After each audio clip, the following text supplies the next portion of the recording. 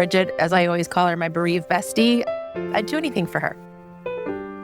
They call themselves bereaved besties, but it's a friendship born from heartbreak. Amy Neville and Bridget Noring never imagined their lives would collide in this way until both of their teenage sons died after taking what they thought was a prescription pill they bought on Snapchat. Instead, it was a deadly dose of fentanyl. During that first week of the COVID lockdown, his appointments were he had a cracked molar and he was going through some migraine pain. Those got canceled, and so he went on a Snapchat, was connected to another teen in our town who is a known drug dealer, and he was advertising Percocet. Now, the two moms are learning how to live with the unthinkable while fighting to make sure that no other family has to. They've taken their grief all the way to Washington and are pushing for new legislation. They're in the middle of a lawsuit against Snapchat's parent company.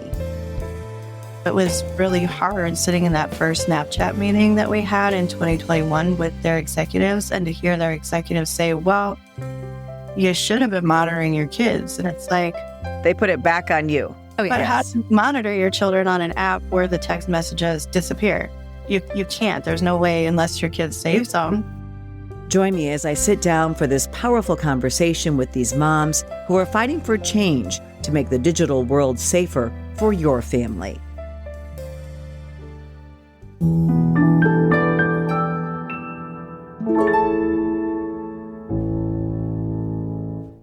I am so happy to welcome Bridget Noring and Amy Neville back to the podcast. Two mothers that I spoke with individually about the loss of their sons. Each of them purchased a pill on Snapchat that they didn't know had fentanyl in it and died.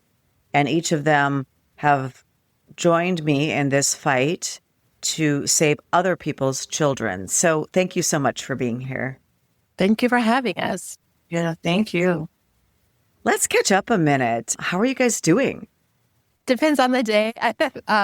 It's weird to say that, like, I'm doing well and I feel good. I'm a self-described happy, sad person. Yeah, no, I don't think that's weird at all. I always think that there's a balance between grief and joy, right? Mm-hmm. And if you're a resilient person, you can continue to live on after your child dies. It takes time, to do that, but you can still be happy and do things. And I think the work that we're all doing has such great meaning and purpose, right? And I'll let Bridget talk for a second, too. When there's three of us, it's like, go, Bridget. I mean, I'm obviously jet lagged. Yeah, tell us why. Tell us why you're jet lagged. I flew in for the signing of the Fentanyl Act bill and witnessed Trump put that into law. So I spent the majority of my day Wednesday morning into the afternoon trying to get to D.C. on time, and then turned around, flew back home yesterday. And then my emotions are up and down right now because tomorrow is actually the 5th year since we held Devin's celebration of life. Because when Devin died, it was during COVID. So we didn't get to do that whole thing when he initially died in April of 2020. So my emotions are up and down right now. Yeah, those anniversary dates are tough. It's always hard. And sometimes the anticipation of it is harder than the actual date itself. For those who haven't heard our original podcast with Bridget Noring, she shared the heartbreaking story of losing her son Devin to fentanyl at just 19. Devin was bright, talented, an athlete, an honor student, and a musician. Devin, he was into his skateboarding, his BMXing. He would spend hours out front of our house just trying to perfect those tricks on his bike. And I can't even count how many times he came in banged up, bruised up, cut up from it. But he was just so into that perfect. It had to be perfect. He loved football. He loved being outdoors. He loved making his music. But in April of 2020, during that first week of the COVID lockdown, his appointments were he had a cracked molar and he was going through some migraine pain. Those got canceled. And so he went on a Snapchat, was connected to another teen in our town who is a known drug dealer, and he was advertising Percocet. Devin and a friend met up with him, and that pill was not a Percocet, and it killed Devin. The thing with Devin that really still bothers me is that friend that was here could have said something, could have done something, and instead chose to lock Devin's bedroom door and walk out the door. He told Caden, my youngest son at the time, who was 14, Devin was sleeping, and went on about life. And we found Devin the next day, and that's when we learned what fentanyl was. And so we drove in head first, like literally the next day, because it was just, this isn't our community. I don't want this for another parent. But sadly, that nightmare continues to happen across the country. In fact, the same year Devin died, Amy also lost her son, Alexander. He was only 14. He had just celebrated his birthday 6 weeks prior. Alex was just a beautiful, adventuresome, brilliant kiddo who had this experimental streak as a human, like whether it be exotic foods or skateboard tricks or whatever it was, he liked to experience things. And I think that, unfortunately, this drug dealer that found him on Snapchat exploited that, and this is the aftermath. I always say he and Emily had a lot in common that way. She was on her longboard. She was a gymnast, doing all these risky things and never afraid to try anything. And I think that is what actually led her down the path of the drugs, because she wasn't scared. Yeah, exactly. Right. And it's just so terrifying to think that dealers are targeting kids, young kids in this and exploiting them. Yeah. And it's still happening. It's been 5 years since both Bridget and Amy lost their sons. Since then, they've been involved in organizations, legislation, and even joined the lawsuit to try to prevent this from happening to other children. The one thing I always tell audiences when I share that story of Devin or Alexander is I always say, they're at home, right? They're at home and you think they're safe and they're in their rooms and you're not worried about them because they're home. But you're not safe anywhere when you have a social media platform that allows basically the dealing of drugs on it, whether that be Snapchat or I've talked to another mom whose daughter was targeted on Instagram, right? So it doesn't really matter what the social media platform is, but in your cases, it was Snapchat. And are you both in the lawsuit that the group of parents have filed? We are. And as you probably may or may not know, is that we are actually going into discovery right now. They are working on which cases will be the bellwether cases, so the first couple of cases to go to trial. And we're waiting to hear. We should know by August 22nd who those are. So in the last 5 years, has Snapchat in particular changed any of its policies or done anything to try to curb this? They claim they have. Do you know what they've done? So they've implemented things like the Parent Center, which is supposed to, they say, work as how conversations work in real life. Like as a parent, you don't go eavesdrop on your child. So you can see who your kid's talking to, but not what they're talking about. But I would argue that I can eavesdrop on my child if they're in my own home. I mean, we're all parents. So we've probably had the situations where the kids are off doing whatever they're doing. And you swing by just to see how it's going and what's going on, or bring them a snack or drink and ask them if they need anything. While you're checking in on them, you're seeing what's going on and you're monitoring the situation. And so I don't think you still really cannot do that on that platform. Well, that's discouraging because even I was going through, some of this with Emily in high school. That I always say the trouble started in high school. And I was monitoring her texts. I was monitoring everything because I'm the parent and it's my job to protect her. Mm-hmm. And if you can't do that on social media and our kids are targeted by predators, whether they be drug dealers or sexual predators, it doesn't matter. It's really scary. It is. And, we monitored Alex's social media. That was part of the deal of having social media. We got to check. Sure. We had all the passwords, everything. And at the time, these companies you look for sexual predators and you look for bullies. They weren't telling us what to look for in terms of other harms that are out there. And I definitely think they have a responsibility in that, especially to older parents like myself. Like, this is all new technology for us. We don't know what we don't know. And we really need their help in navigating that landscape. Well, Ray and I didn't have any idea about the drug dealing on there whatsoever. Because again, when we handed over our social media to our kids, it was the bullying and the sex predators. That's all we were ever informed that you should be watching out for. But even with the Snapchat and the monitoring of it, that didn't stop like my kids from going and creating a secondary account that we had no idea even existed. And, it was really hard sitting in that first Snapchat meeting that we had in 2021 with their executives, and to hear their executives say, well, you should have been monitoring your kids. And it's like, They put it back on you. Oh, but how yes. to monitor your children on an app where the text messages disappear? You can't. There's no way unless your kid saves them by chance, and that's the whole lure with Snapchat is the disappearing messages. In fact, I would go as far as saying they made the platform even more dangerous when they updated their geolocation settings. So, Oh, yeah. right within the exact room of your home. I mean, how dangerous is that? And we know from Devin's case, but they were using the geolocation to go around and sell these pills. For people that don't know, explain the geolocation feature.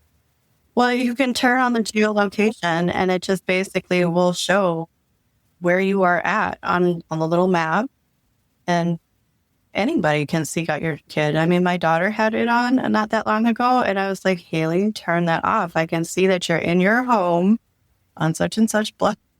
Like, Right. and for the drug dealers, that's their big thing. Like if they go to like a concert or something and they put in that, hey, I'm in Minneapolis and there's like a lot of activity there, these people can find these drug dealers or they can find somebody themselves looking for a drug. Well, and it's not just the Snapchat app. Another new app could pop up too. Absolutely. And we don't even know about it. Our kids know about it long before we do. So much can go on without parents' knowledge. And I think that it is a scary world to raise kids in, and the danger and the worst that can happen happens. And it's happened. I mean, on this podcast, I've been doing this podcast for 6.5 years, and I've talked to countless parents, and the story's the same, right? The kid takes a pill and dies. And most of the time it was obtained on social media, and social media companies make a lot of money. And this lawsuit that you're involved in has taken years. It's taking years. And the other thing that's taking years is the Cooper Davis Devin Noring Act, which is named in part after Devin. And I know, Amy, you're also involved in this. But that act, just like the Fentanyl Act, it takes so long for anything to get done. Does it ever? We've been working on social media bills, and it's a roller coaster.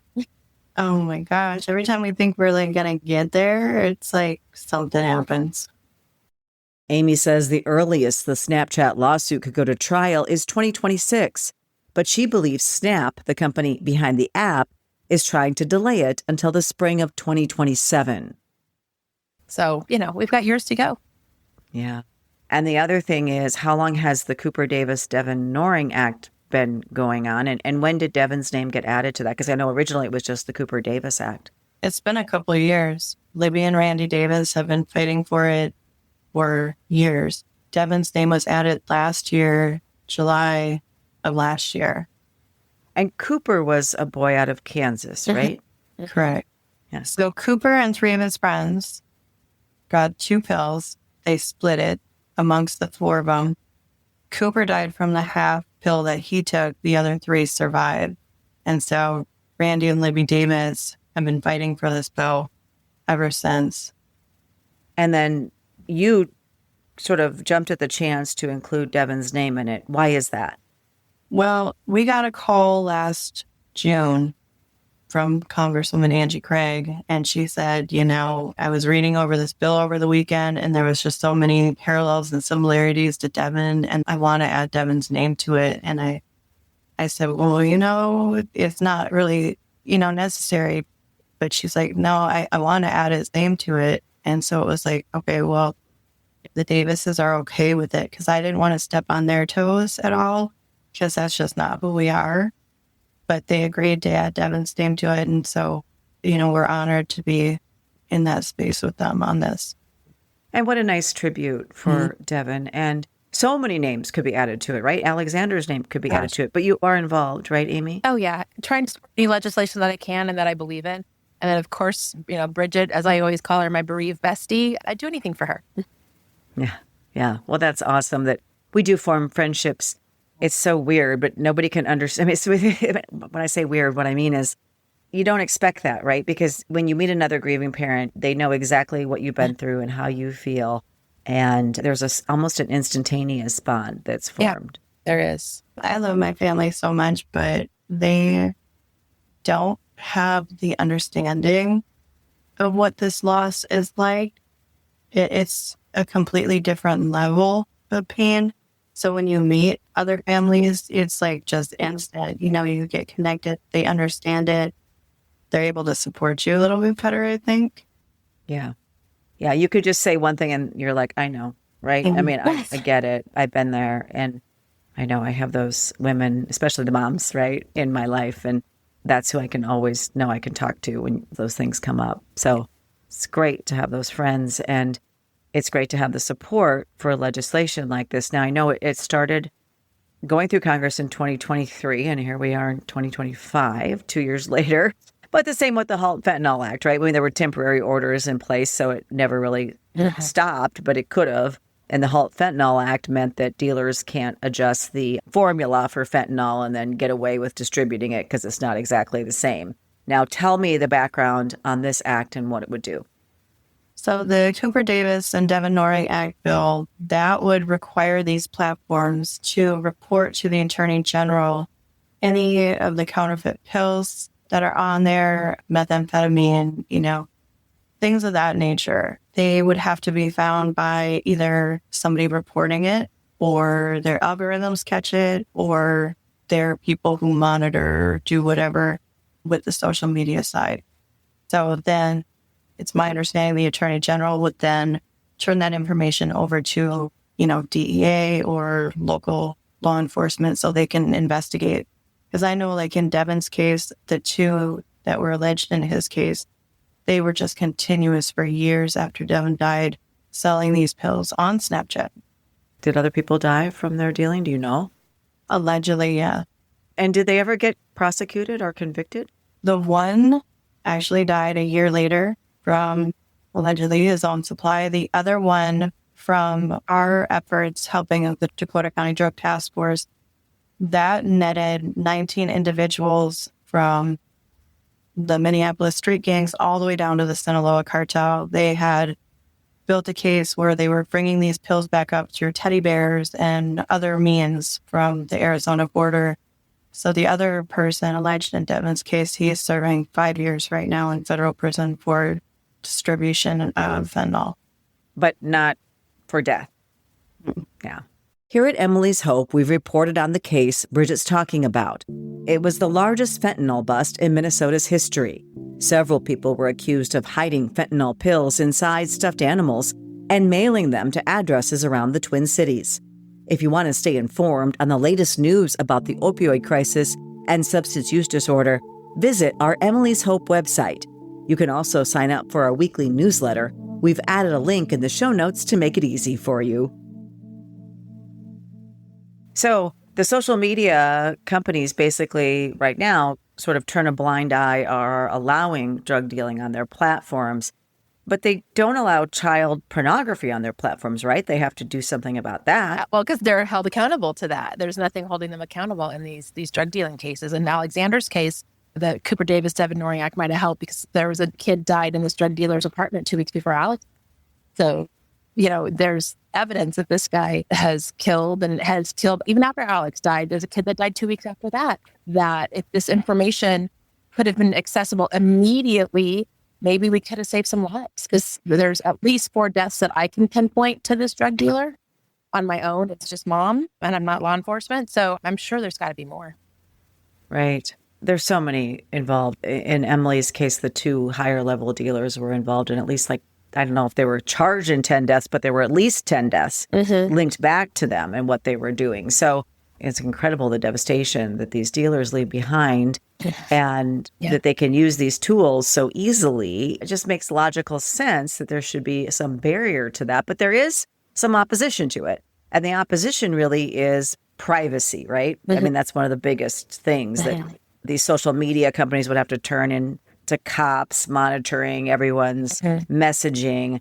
You don't hear that argument when it comes to child pornography. No, you don't. That's a no-brainer for everybody. But when it comes to, I think a lot of it has to do with stigma, right? Bridget and I, hopefully I'm not speaking for you, Bridget, you can correct me if I'm wrong, but when we go and do news or we are very public about things, we get messages from people like, it's your kid's fault for doing drugs in the first place. You were a horrible parent. That's why this happened, So one of the first barriers we have to overcome in all of this, whether it be the social media piece or the drug piece, is the stigma. And so until we can really change hearts and minds, it's going to remain that way. It's going to be the victim's fault every time. Right. I mean, you're 100% correct. I've been talking about that for years. And even good kids will make a bad choice sometimes. And, we just didn't die for it when we were younger. Fortunately, our kids don't have that luxury today. Well, right. And the thing with this bill is it does not require the companies to monitor all user activity, just to report what is known or reasonably suspected in these instances of these drug dealers. And how would they know? How do they find out, that there's some dealing or they're talking about drugs in a conversation? Well, we learned through that Snapchat meeting that there was the in-app reporting tool. They acted like we should have just known this from the start. And we did start reporting it through there. But what would happen is Snap would just take the account down. Oh. And we even asked them in that meeting if they report these to law enforcement. They said no. Well, don't you and I, if drug dealing's happening in our house, have to report it to law enforcement? One would think that sounds stupid. Right. It's a crazy world out here. Have you lost a loved one to overdose or fentanyl poisoning? I'd like to invite you to share their story on our new Emily's Hope Memorial website called More Than Just a Number. They were our children, siblings, cousins, husbands, wives, aunts, uncles, and friends. So much more than just a number. You can submit a memorial today on morethanjustanumber.org. So on another hand, these social media platforms have a lot of money and a lot of power. When something like this is making its way through Congress, they're lobbying, they're working against it, even though you wonder why. What's their motivation to work against it? It's money. I mean, because if they start getting rid of these accounts, that's users that they lose, and that's advertising dollars. That's people they can't advertise to. Even Meta said in a court case that they don't have to remove bot accounts because they still get revenue off of advertising to those bots. So it really is all about the bottom line.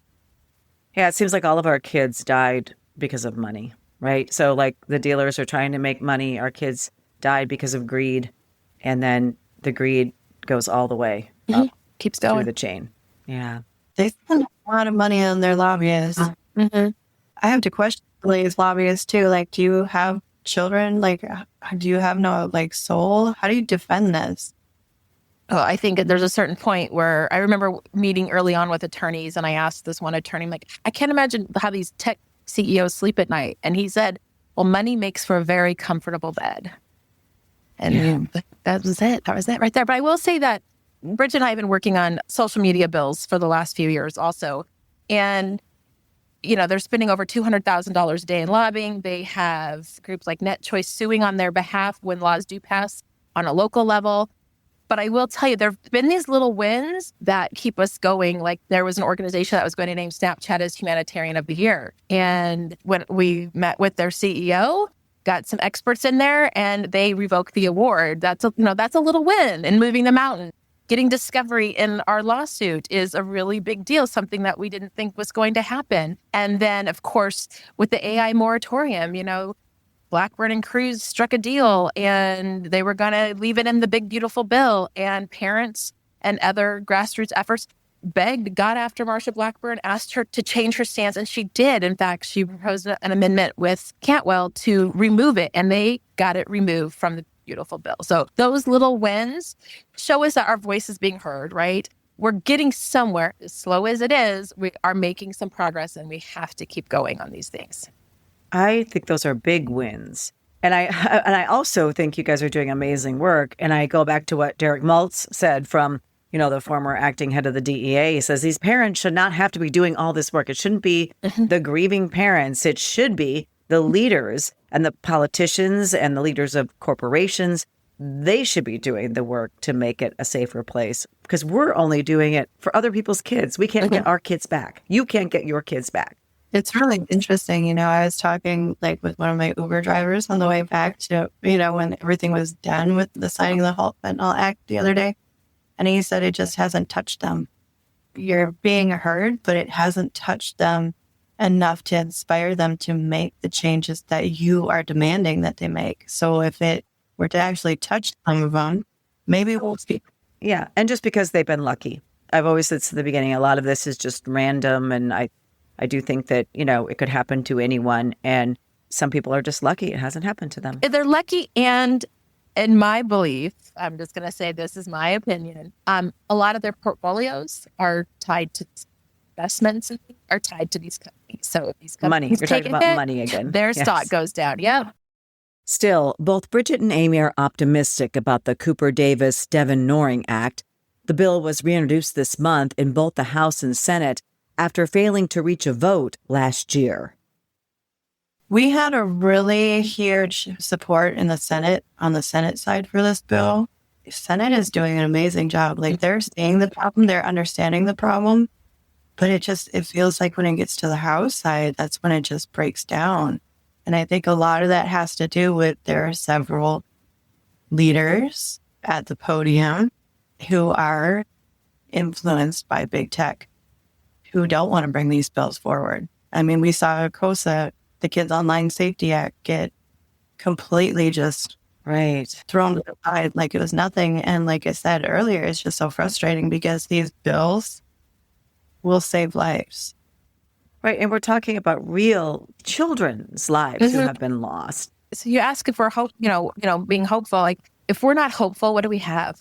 Right. Once we're not hopeful anymore, I think that would take us to a really dark place. And so we have to remain hopeful. Yeah. Well, the name of our organization is Emily's Hope. And so that's a really important word to me. Want to learn more about Emily's Hope and how you can help make a difference? Just head to the show notes of this episode. While you're there, we'd appreciate it if you take a moment to rate, review, and share this episode with your friends and family. The more people we reach, the more lives we can impact. So what keeps you going in this space? Because I know it can be exhausting from personal experience. I know, like, talking about this all the time and trying to do this work and just digging in and day after day. So what keeps you going? We don't really see like what the work is doing entirely unless somebody comes back to us and says, hey, we heard your story. We had a conversation with our children. To me, that's hopeful. That's like, okay, we're doing what we're supposed to be doing. We're getting the information into parents and children's hands. When we go into schools and we talk to the kids and, these kids don't know what it is, that gives us hope. But I'm so hopeful when we go into these bills and I try to maintain it. But I think, the thing is too, is we have some really great parents behind us and the fight is real. And so it's like that fight kind of drives you because you know that behind it, there's another person who could potentially end up walking alongside of us on this journey. And that's not what we want. So we look at it like we're doing something good out of something that really impacted our family. For me, what keeps me going, of course, is being able to shed some light on something people don't know about. But, when I go into schools, I give everybody my personal information, which I don't know if that's good or bad yet. So far, it's been good. And I always get some kind of text from a kiddo afterwards, whether it be my friend's using pills and I'm scared, what do we do? Asking me for naloxone because most of the time they're asking me for naloxone because of their parents' drug use, which blew my mind the first time it happened. And then I realized it was a thing. And the other one that happens often is suicide ideation. And so I'm able to get these kids connected to resources. I even got as far as going back to a school to help a kid advocate for themselves because they were scared. I don't know what it is. But they'll reach out and they'll ask for help. And so we're able to do that for them.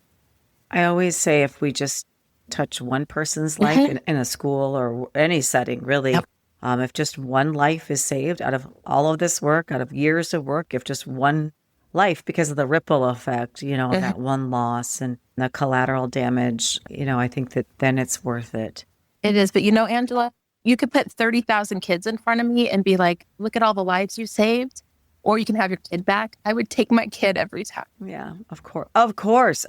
We all would, right? We all would. But this is this is what we can make out of, a horrible tragedy that is good, because you can't get your kid back. I always say I want to, if we save one kid, amazing, but I'm so greedy. I want to save them all.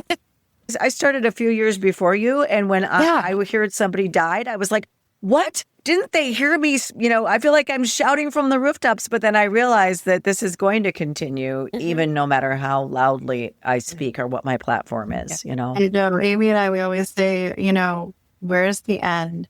Do you think we'll ever see an end? And it's like, well, I hope and pray we do see an end to it. But until then, we'll probably be doing this for a really long time. I think so. But I think there is an end, and here's why. I always liken it to the AIDS crisis and the angry moms who stepped forward and made the AIDS quilts and marched in Washington. And we're doing the same thing about these fentanyl deaths. And now AIDS, is no longer a death sentence. So, I think that there was an end, basically. It's not maybe an ideal end, but I think that at least we'll see a major turnaround at some point. Minnesota, we're seeing a decline in deaths. And I mean, I can fully attribute that to, the education and awareness finally getting out there. Ease of access to naloxone is out there. I mean, we've got that in our libraries, in our government centers, everywhere and anywhere. So I think we're on the right path. And so Bridget, what you guys are seeing a decline, we had that huge decline from January 2024 to January 2025 of about 25% of drug-related deaths. They went down 25%. But in the last few months, they're starting to creep back up. For the first time in more than a year, drug overdose deaths are on the rise, according to the latest data from the Centers for Disease Control and Prevention. As of January, overdose deaths over the previous 12 months increased by about 1,400. I don't know if we got comfortable people thinking, oh, this isn't a problem because drug deaths have gone down. We got used to a new norm or what it is, but it's scary, and it's scary that drug prevention education funds are on the chopping block right now. Really scary. We know prevention works. Why would we try to take that away? Especially when that's something that he ran on was the fentanyl crisis. Like, why would you take that away? Yeah, I just questioned the Deputy Secretary for SAMHSA about that on this podcast. And he said, well, we're only getting rid of duplicate programs. I want to believe that, but I'm afraid of that too, because we work in the prevention space as well. And also we have to have treatment. We know people suffering from substance use disorder have to have treatment. So I always say, these legal things like the Halt Fentanyl Act, like the Cooper Davis Devin-Noring Act, those are all important and those are all a piece of it. But if we don't focus on prevention and treatment, we're going to lose this battle. Oh, absolutely. Right. We're with you. I'm 100% with you on that. All right. We might have to go do some more marching in Washington. So maybe we'll have to go do that. We will. We absolutely will. As one of the nation's strongest financial organizations, First Premier Bank and Premier Bank Card have the strength to do good. We support nearly 700 organizations and nonprofits. Our employees give more than 30,000 volunteer hours annually. And we are continually seeking ways to make South Dakota an even better place to live. It's the Premier way. First Premier Bank and Premier Bank Card. Anything else that you think would help end this crisis, or any particular thing you're working on next? We're staying at our community events. We've got our 5th Overdose and Fentanyl Poisoning Awareness Day event coming up next month. We're working with the DEA for Red Ribbon Week in October.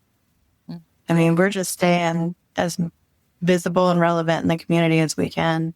We just have to keep doing that and maybe bringing more people into the fold to help us do that work that maybe are not impacted families that can help us spread the word. When I do parent nights, I always tell them, like, okay, you guys are here. Now your job is to go tell 10 people. Like, you're the seeds of educating your community. And so help me help your community. Yeah, I love that. Well, I think, in Minnesota, we just passed the social media warning label bill, making us the first in the state to do that. That's something myself and Suicide Awareness Voices of Education worked hard on. So super proud to get that across the line. But I honestly feel like with these bills, big tech, I think they're scared. I think they're a little scared because they've never had to come up against a group as outspoken and strong as our families have been. So we're not going away. Plus, what are the optics of that? Who's advising them to oppose this anyway? Because what are the optics of it? You're coming up against parents who've lost children, Angela, when I testified in February with Jaime Puerto on behalf of the Fentanyl Act, I was told before the hearing that Evan Spiegel and Snapchat actually support the Cooper Davis Devin Noring Act bill. And so I made a note to mention it in my testimony. If they're in such big support of these bills, why are they purposely going behind with their lobbyists to kill the bills? Right. Pass them so we can save lives. They're being advised by, their stock, really, right? Except they lose their stock, then what do they have? Some of my favorite moments are when we have lobbied in front of Snap or gone public with something and you see their stock dip that day. There's a little bit of personal satisfaction. Make it hurt just a little bit in the pocketbook. Well, I know I see you at DEA events. I see you at prevention events, Amy, and I look forward to seeing you guys in person again soon. Thank you so much for coming on the podcast and for talking about this important issue, what's happening right now, especially with the Cooper Davis Devin Noring Act. And we'll continue to follow it. Because of my journalism background, I can't help it. We run news stories on our website. And for our listeners out there, check it out because we always have the most updated news on all of these issues involving substance use, addiction, legislation, all of these things. So we'll continue to follow it and keep people updated too, but really appreciate you drawing attention to it. And hopefully, if you support it, please call your congressperson because you can do something. Our listeners can do something to help, right? Absolutely. And that's writing to their congresspeople. It's sharing the work that we all do to help educate their communities and people. They know that's how people can help. That's an easy first step. Yeah. So contact your congressperson, tell them to support this act and let people know. Do a little research too and let people know about what's happening and talk to your kids. Thank you. Thank you so much for joining me. Thank you for having us, Angela. And thank you for taking the time to learn about this incredibly important topic. Join us again next week for another powerful conversation, this time with Michael Land, who lost not one, but both of his children. I'm watching The Pharmacist, and it was that scene where he found out his son was murdered. And I looked at my best friend and I said, I couldn't imagine if I lost Preston. I've already lost one son. As soon as I said that, my phone rang. And it was Preston's mom, and she said, Preston's gone. And I said, well, gone where? She said, he's dead. Hear how Michael found resilience after facing the unthinkable, not once, but twice. He'll share the lessons he wishes he'd known earlier, and how he's now using a powerful and unique approach to raise awareness and help save lives. That's coming up next on Grieving Out Loud. Thank you so much for joining us. Until next time, wishing you faith, hope, and courage. This podcast is produced by Casey Wonnenberg King and Marley Miller.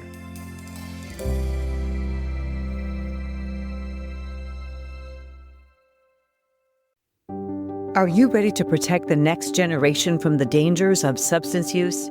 Emily's Hope has created a comprehensive K-12 substance use prevention curriculum designed to educate, empower, and equip students with the tools they need to make healthy choices. Our age-appropriate lessons start in kindergarten and build through high school, using science, real stories, and interactive learning to help kids understand their bodies, brains, and risk of drug use. We're already reaching thousands of students across multiple states, and we're just getting started. Visit emilyshopeedu.org to learn more and share our curriculum with your school administrators and counselors. At Emily's Hope, we believe prevention begins with education. Let's work together to keep our kids safe.